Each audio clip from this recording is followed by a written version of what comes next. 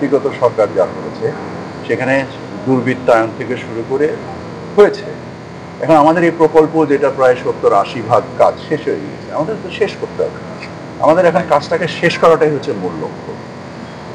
আর এটার ব্যাপারে আপনারা জানেন যে সিভিল এভিয়েশনের বিভিন্ন প্রকল্পের ব্যাপারে দুদক অনেকগুলো মামলা তদন্ত করছে। সো সেটা দুদকে তদন্ত করবে। আমাদের কাজ হচ্ছে প্রকল্পগুলোকে শেষ করা, কারণ সম্পদ যদি আমরা ব্যবহার করতে না পারি তাহলে সম্পদ তৈরি করে যে দায়টা আমরা তৈরি করেছি সেই দায় তো আমাদেরকে দিতে হবে।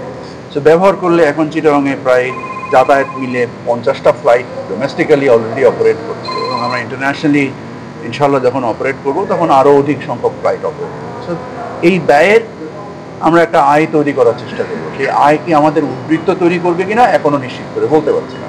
প্রকল্প কেন্দ্রিক জমি জটিলতা নেই, কিন্তু আমাদের যে মহাপরিকল্পনা সেখানে আমাদের জমির ব্যাপক জটিলতা রয়েছে, এবং সরকার এই জটিলতা নিরসন করার উদ্দেশ্যে আপনারা জানেন যে প্রায় 3000 কোটি টাকা খরচ করে একটা আবাসন প্রকল্প করেছে, এবং সরকার চায় যে এই জায়গাটা সম্ভব যত দ্রুত খালি হোক, এবং এর যে মহাপরিকল্পনাটা রয়েছে যার মাধ্যমে কক্সবাজারের যে মর্যাদাপূর্ণ একটা আন্তর্জাতিক রূপ দেওয়ার ক্ষেত্রে এই রিলোকেশনের জন্য যে অর্থের বরাদ্দ আছে সেগুলোকে ব্যবহার করে মানুষের যেন কষ্ট না হয় সেটার সাথে সংবেদনশীলতার সাথে আপনারা নিজেরাও জানেন যে প্রায় 3000 কোটি টাকার উপরে একটা ব্রিজ, রাস্তা, বাড়িঘর, কত হাজার, প্রায় 3000 অ্যাপার্টমেন্ট তৈরি করা হয়েছে।